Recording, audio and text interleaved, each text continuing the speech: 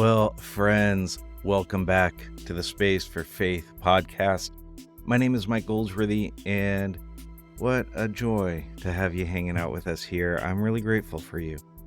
And I'm really excited for you to get to tune into the conversation that we're having here in a moment with my friend Mike Foster, who I have known, I realize as we're talking, for quite a while. We have been friends and done work together for over 20 years. And today's conversation is a little bit different than many of the conversations we have on here.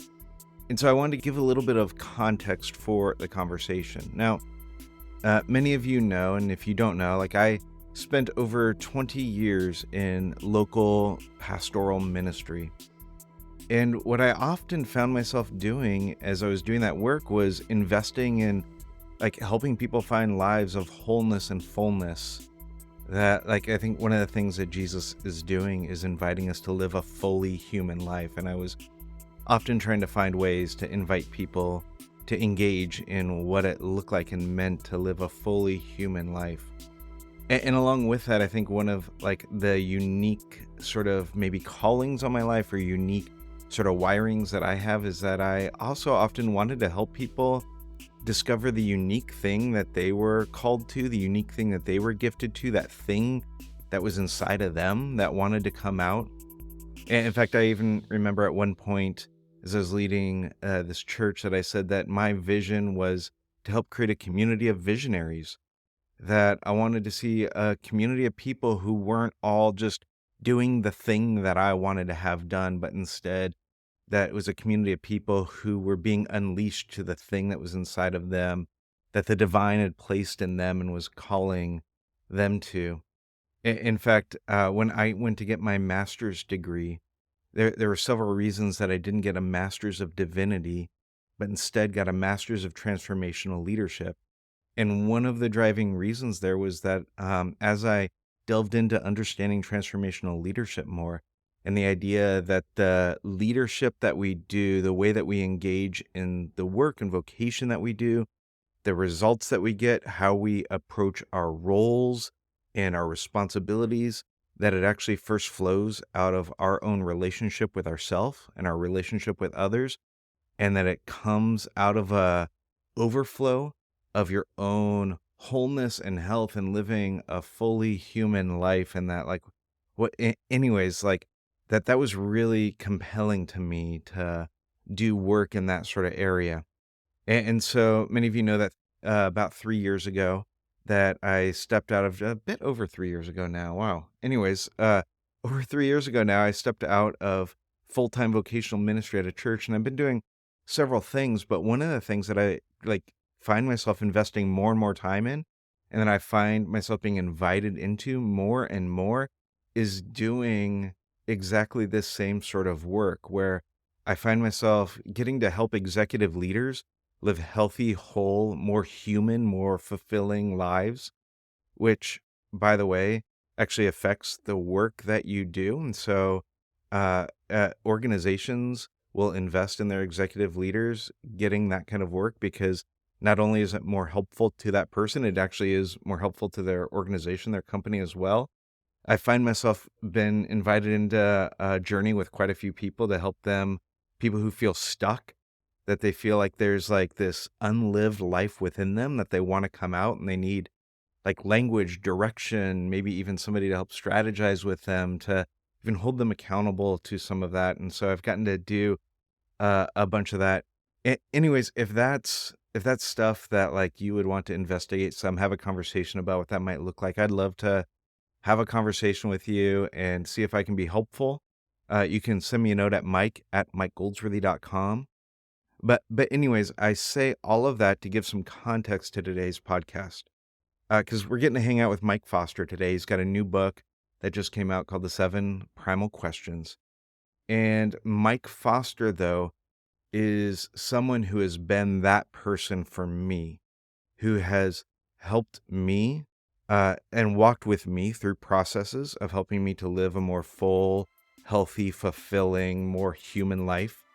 He's somebody who has been helpful for me and actually helped walk me through a process when I felt stuck, felt like there was something within me that needed to come out, needed language, needed um, sort of a partner to help like pull that out of me. He has been such a helpful guide, a helpful coach.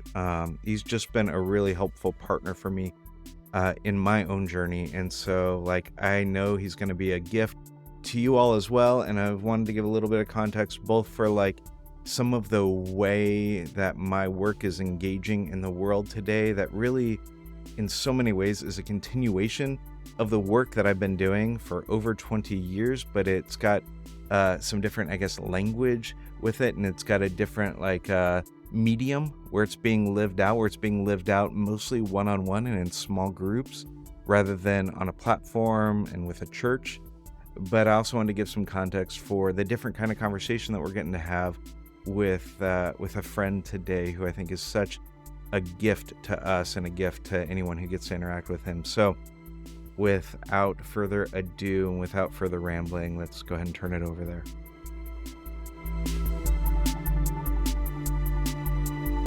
Friends, I am excited to introduce you to a friend of mine who I've been excited to have on here and been looking for a good opportunity for us to get to chat. You all are going to get to meet my friend Mike Foster here in just a moment. And Mike, I had a bunch of ways to introduce you, and then I thought, I'm going to look up your official bio, like what it says now, because I've known you for long enough now that I've seen like different bios, and I freaking love your new bio. So I'm going to read for the folks the first line because I think it's great. Mike Foster is known as the Mr. Rogers of self-development. He's a best-selling author, speaker, and executive coach, empowering people to build strong lives by turning their setbacks into superpowers. Yeah. I mean, I don't know if there's a better description of you than the Mr. Rogers of self-development. How did that come about? You know, I always like when working with clients or people, there's a couple comments that I get about how I come across in the world. Okay. So I should also say, number one, me and Mr. Rogers have the same birthday, March 20th. Do you really? We do. So we have the same birthday. We have the same values. And, you know, I just think it's for whatever reason, I've just embraced it. I embrace who I am. I wish I was probably more like, I don't know, more dynamic or, you know, sexier or whatever the opposite of Mr. Rogers would be. But I just like, I love the fact, I love that. And it's really helpful in terms of the work that I do.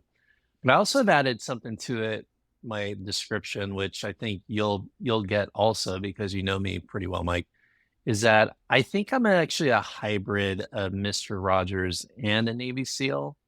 And the Navy SEAL part is where I expect action. I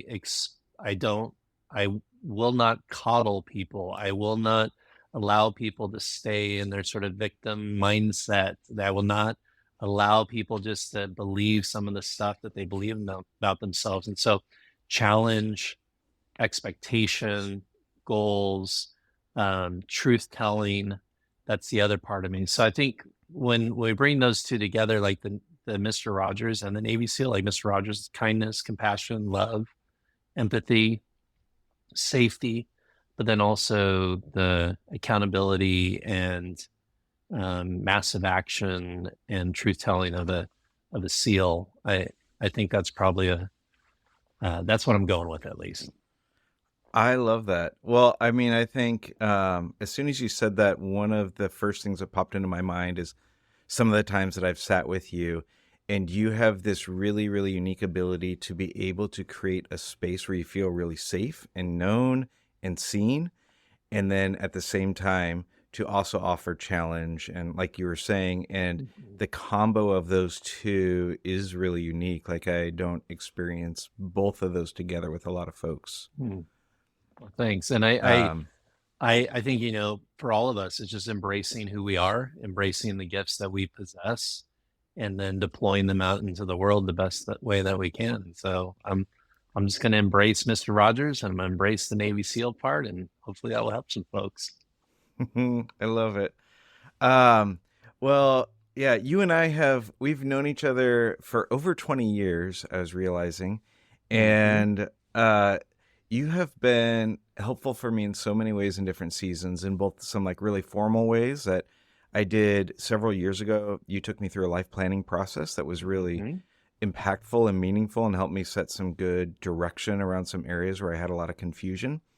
Like I feel like that was a real significant pivot point in my life. And then a few years ago, as I was processing walking out of sounds terrible, like transitioning out of the church that I was at Mhm. and trying to figure out what was next. You're really pivotal in several conversations there about both helping me figure out how to transition well, and then also you helped Allison and I begin to imagine some of what could be next. And so Yes. and I am just so grateful for you. Like you've been really a helpful part of such important parts of my life over the last 20 years. Well, it's an Thanks. honor to watch you live out your story in such a powerful way, and I'm always deeply honored when I can sit with someone like yourself and just we can figure out some stuff and blow away the fog and turn up the lights a little bit in terms of your wants and your desires and your dreams, and then let's go after it. And that's the thing that I respect about you so much, Mike, is that you did it. Mm, You you took the leap, you took the chance, because those aren't easy decisions. Those are dangerous decisions in many ways and have a lot of risk and a lot of volatility to them. But you did it, and you're better for it, and your family's better for it, and your marriage is better for it. And so it's always fun watching people do their thing. thanks, man. That means a ton. Well, it helps. I wear my WWMFD bracelet on What Would Mike Foster Do? And that helps me figure this stuff That's a out. horrible. Oh. Please don't wear that.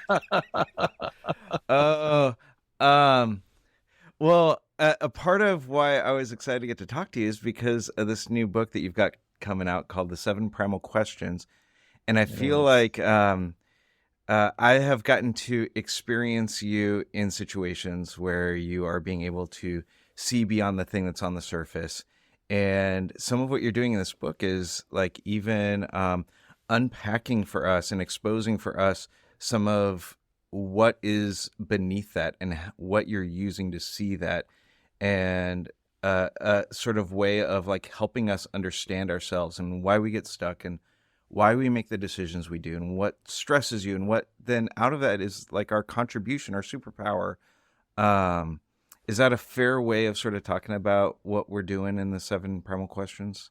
Yeah, totally. I always think like part of the thing that I'm most interested in, and I've been working on this book for 4 years, over 6,000 hours of one-on-one interviews. I have, been working with people just intently on this idea for a long time. And one of the things like that I'm really interested in is getting to the core. I think so often in our lives, and whether it's in conversations and therapy and coaching, whatever, personal development, a lot of times we just spend our time trimming branches versus dealing with the roots of something. And I really think the primal question and the concepts in this book are all about the roots. Because I think once you deal with the roots, once you deal with the core, you're actually going to create change in the tree. And so I always kind of think of, I don't know if you've ever felt this way, but sometimes like my growth and my development has felt like a Russian stacking doll. You know what those are? Like the Yep. dolls within the dolls, and you stack them up. And so like you're like, oh, okay, I'm gonna work on that that big one, that big stacking doll, and you kind of maybe get some books about it, you listen to podcasts about it, you're working on it, and then all of a sudden, like you open it up and you realize, oh, there's another stacking doll inside that stacking doll. You're like, okay, now I'm gonna work on that one, and I think a lot of times our energy and focus goes to working on the wrong stacking doll. And and a lot of times we get discouraged, right? We're like, why am I not changing? Why is the situation not improving? Why is my marriage still struggling? Why do I still deal with perfectionism or imposter syndrome? Why am I still struggling with these shame and guilt? And the reason is because we haven't quite gotten down to the last little Russian doll that sits at the core of all the different layers of who we are. And so the 7 primal questions is laser focused on the core of the core. And I describe it like it is the sun in the center of your emotional solar system, and everything revolves around it. It is the thing underneath the thing that drives everything. And so that's what I'm excited about the book and this concept, is because it's easy, it's simple, it's core. And if we can work on the core, then we can really create the life of freedom and flourishing that we want.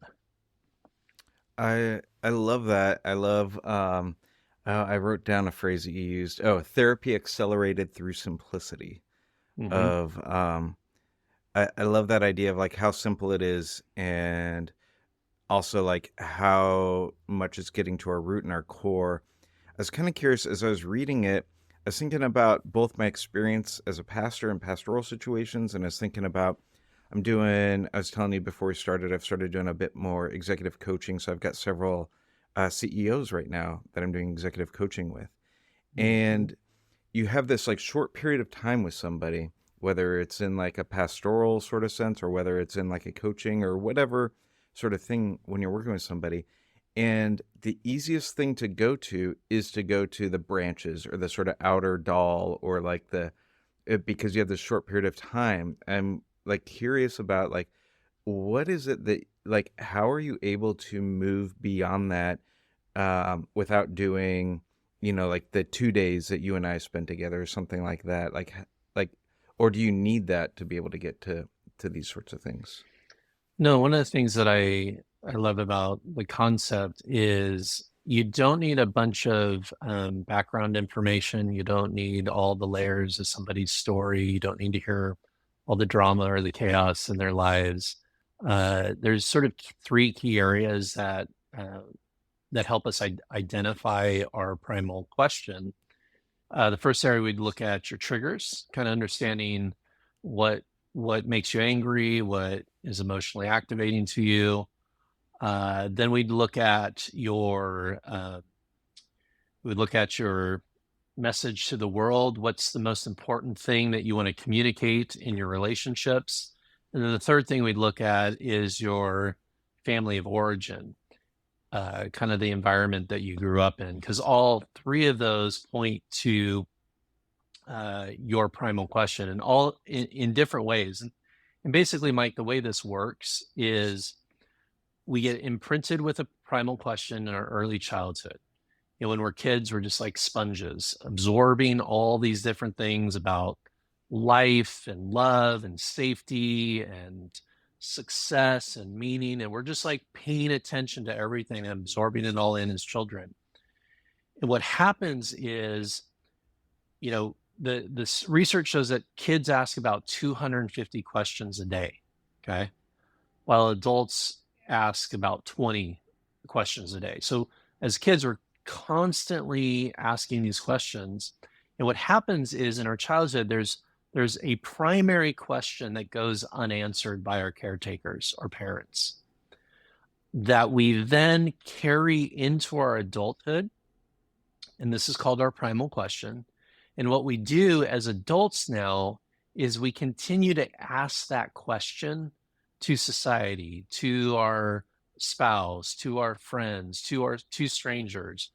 Now, all this is, we're asking it subconsciously. It's not we're not basically asking the question out loud, but this question that we're throwing out to everyone we meet, everyone we interact with, when our primal question is answered with a yes, our life is good. We feel good. We're complete. Okay.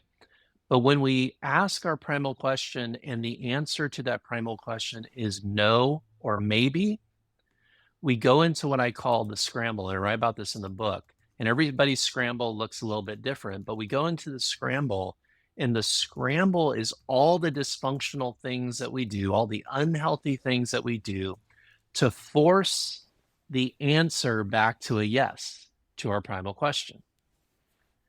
And this kind of concept is so profound. It impacts everything. It impacts your relationships. It impacts how you see yourself. it impacts your emotions. It impacts how you lead. It is so fundamental because if you don't know that you had the only problem, I would tell people this all the time. The only time the primal question is a problem is when you're unaware of it. Hmm.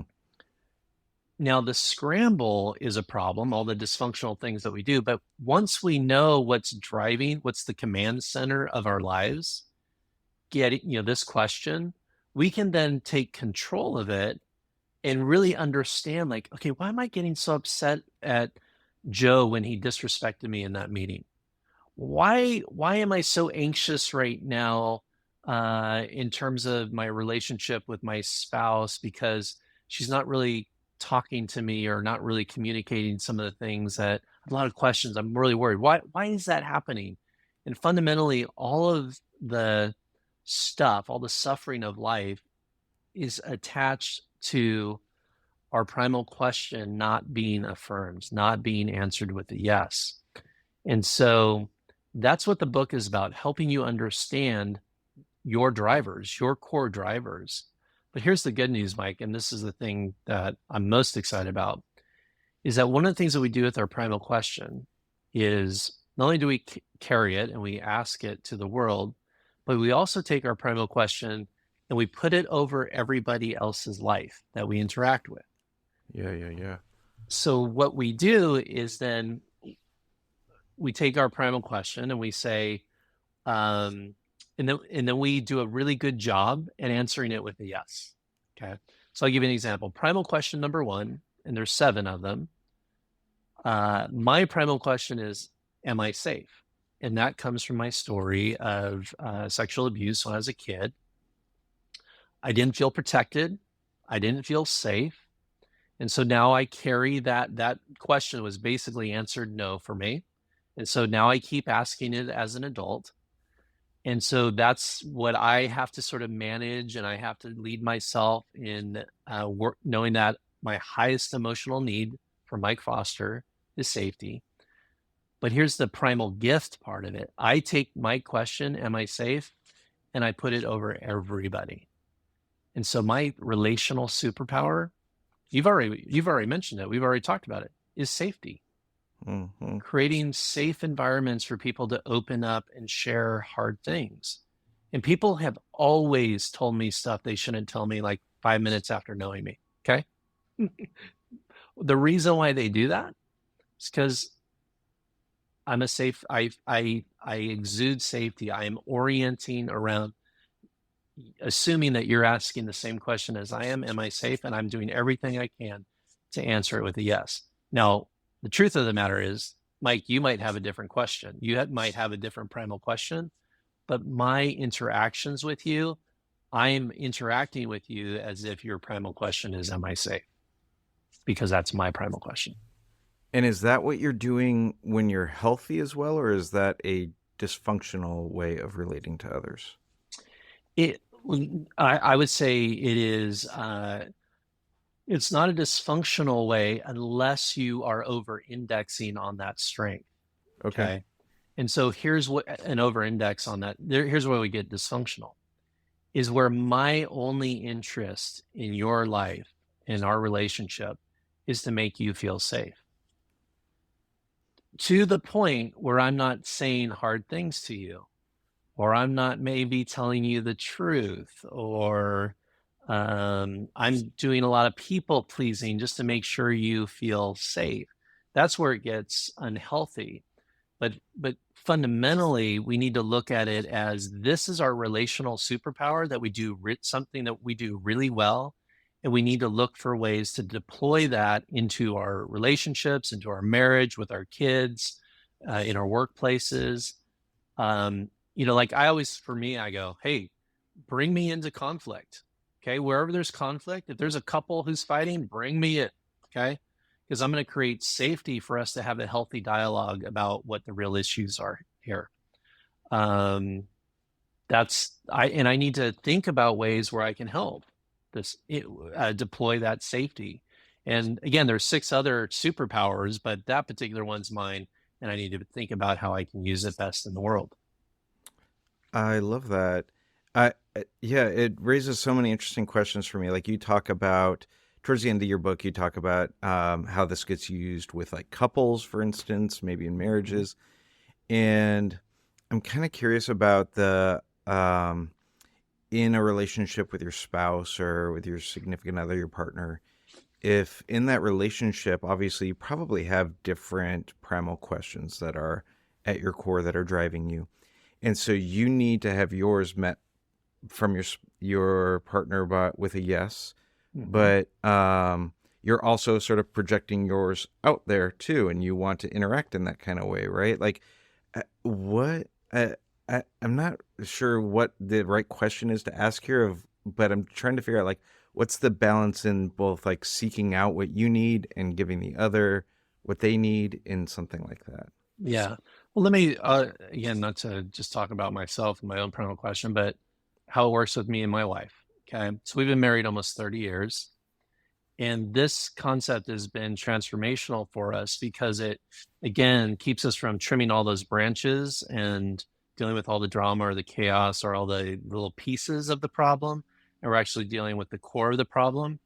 So my wife's primal question is question number 3: Am I loved? And her question was imprinted because she grew up in it. She was the fourth child. When my wife Jennifer came along, it was kind of like her parents were done raising kids. Okay, they're like off to their Yep. careers, and so she was a latchkey kid. She'd come home to an empty house, kind of like on her own a lot. And the other thing that happened is that her mom had a tendency to talk over her. So Jennifer would want to share about her day at school, some crafts that they had done, and her mom wasn't really interested, and it was always changing the subject and kind of talking over Jennifer. So the question that any kid would have is, "Am I loved? Am I really loved? Am I seen? Am I known? Am I heard?" And so for Jennifer, now she carries that into our marriage. Okay. So we sit down and we start talking about how do I, as your husband, unintentionally answer your primal question with a no or a maybe? Like, what behaviors am I doing? What things do I do? And I'd also ask her, what can I do to specifically answer your primal question with a yes, so that you know that you are loved by me. And it was really simple for her. She said, "What you need to do, Mike, is listen to me. Because when you start talking over me or start dismissing me or coming up with all these kinds of solutions and problem solving, which is Mike's natural tendencies, she feels unloved in that moment." Because really I'm kind of this totem or this representation of her mom in that moment. Okay. Now I'm not into like psychobabble or do it like getting too therapeutic here, but the simple idea is a good spouse is wanting clear ways to and wants to be actively answering their spouse's primal question with a yes. And so I also say this, like, why relationships don't work. Here's why relationships don't work, either with your boss, with your spouse, with a friend, with a coworker. The reason why a relationship fails is because your primal question is being answered with a no or a maybe too often. Hmm.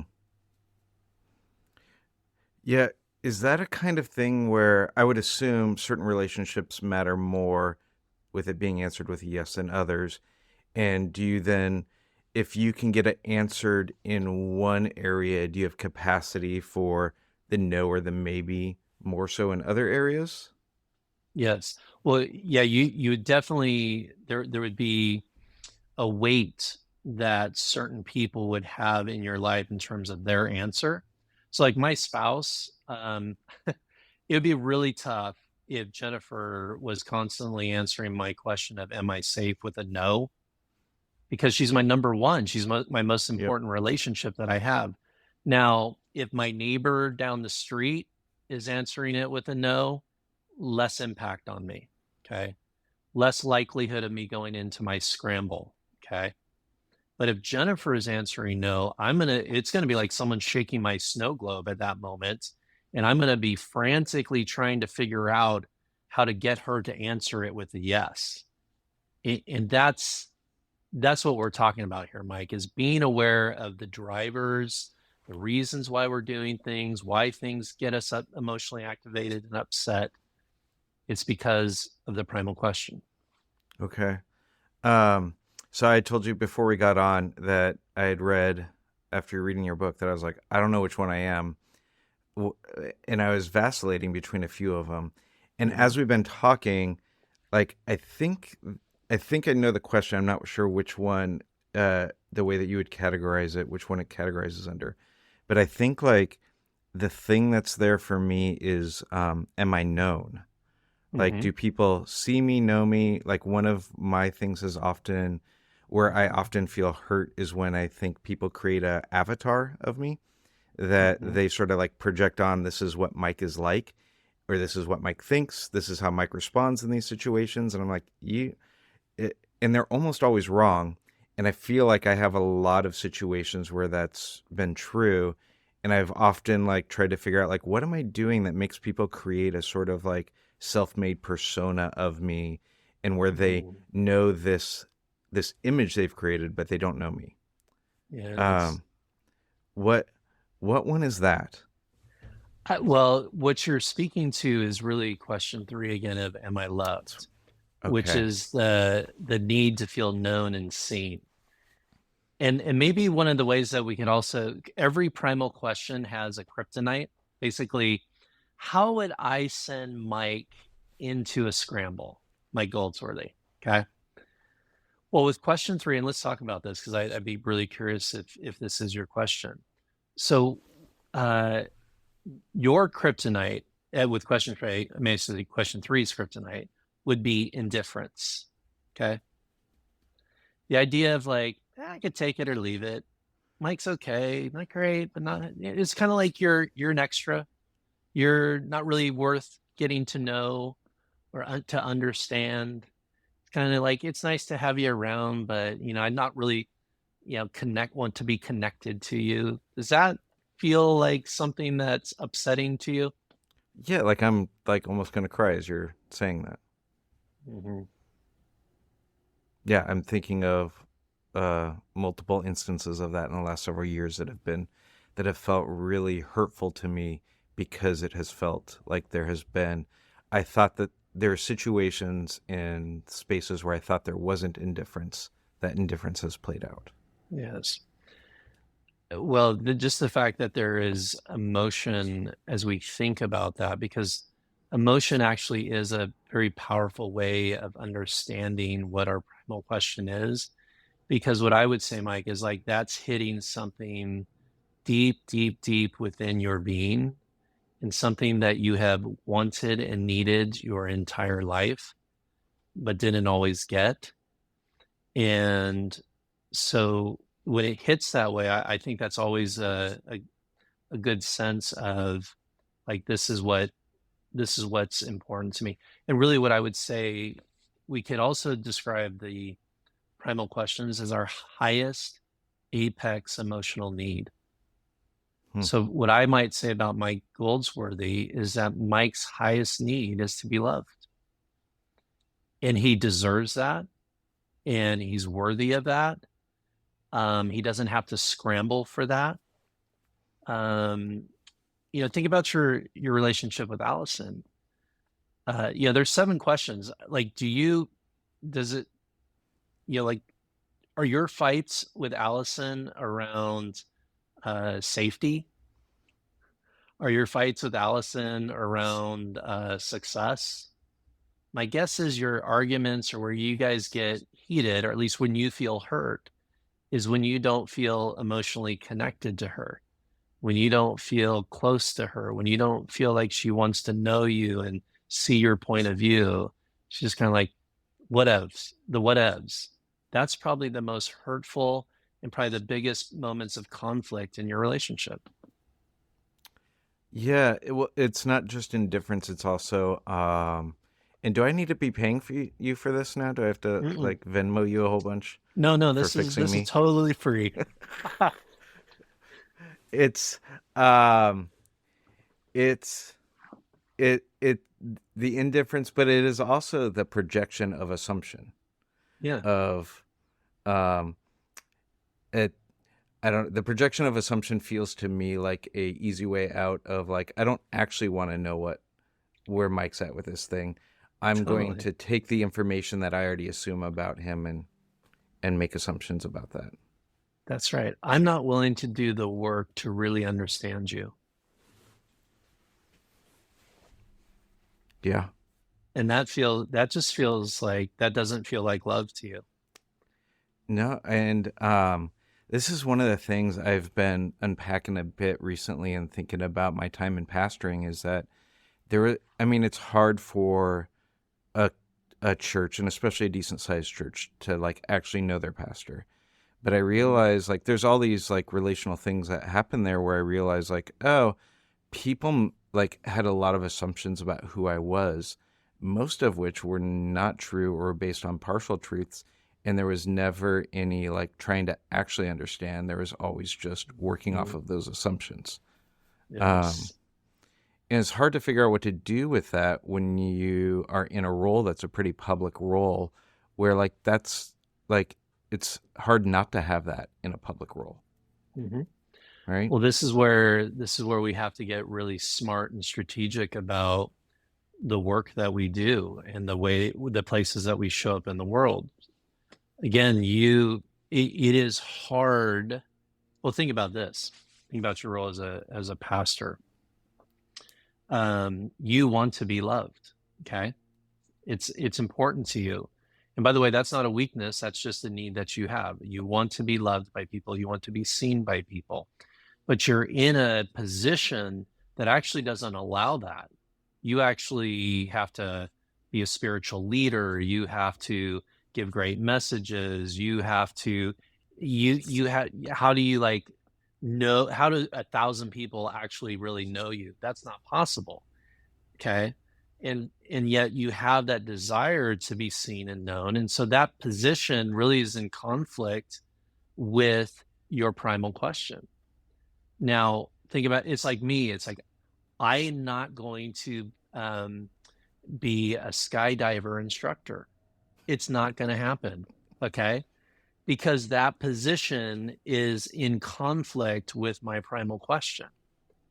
So what we do is we want to flow and design our vocational offerings in alignment with our primal question, which I love, which again, let's talk about what you do today with just the coaching.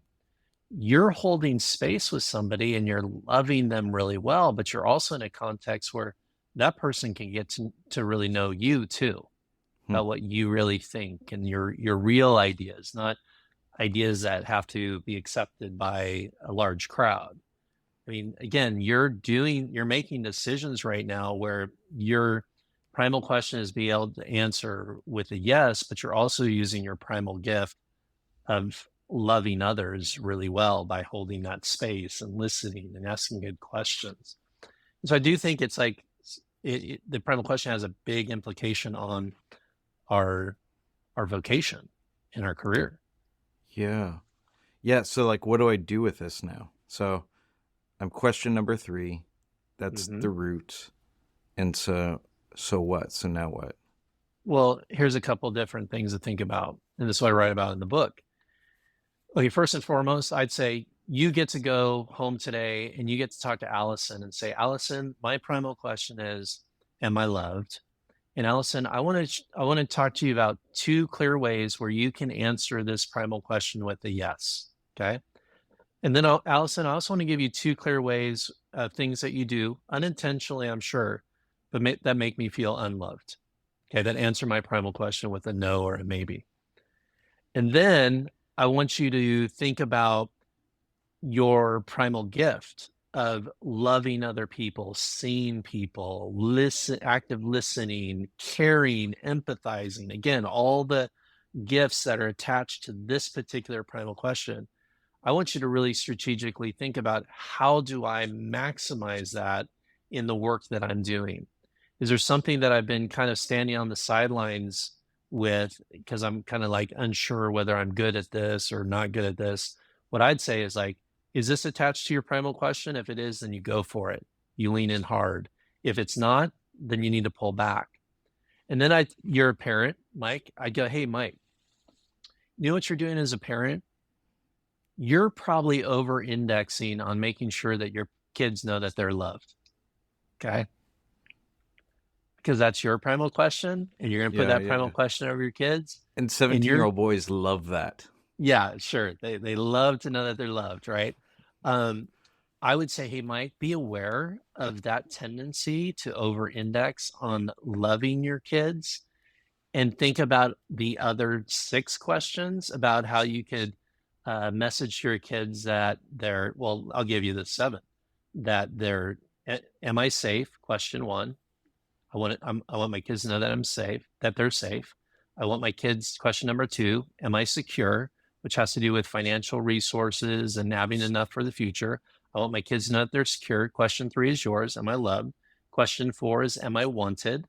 So making sure that your kids know that they belong, that they're accepted, that they're part of the family, that you're glad they're on Team Goldsworthy. Question 5, am I successful? So this to your son. I think you need to be talking to your son saying, hey, listen, this is what you do really well. I want to affirm this talent in you, and these things that you have won at and are really high performing at. Question 6 is, am I good enough? This has to do with the value, and just a lot of times we get caught up in this idea of not being enough. So this is where we come in with our kids and we say, hey, I want to affirm your value and encourage you, and make sure that you know that you have everything you need to be an awesome person in the world. And then question number 7 is, primal question number 7 is, do I have purpose? And this is where we want to be leaning with our kids and saying, hey, God's got a great plan for your life. You're going to make impact. Okay. I want you to be a global citizen here. Okay. So you can see like all that messaging. I know we went through that quickly, but as a parent, you want to be covering all those topics, not just you're loved. Yeah. You know what I did with my kids? My kids knew that they were safe from Mike Foster. I was always looking out for their protection.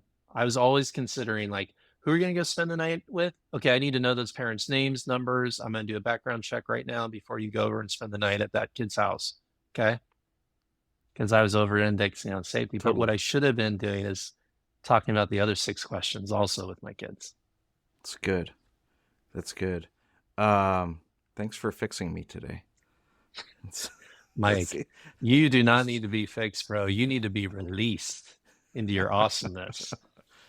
Oh, it's so good, Mike. I love this stuff. I love everything you put out in the world, but this feels like a really significant gift that has all kinds of great potential, both like individually. I can see how it can be used in, not just coaching, but in pastoral care and like all sorts of spaces. I can see how this can be really useful. So it seems like this is going to be such a gift. I'm so glad that you've put it out.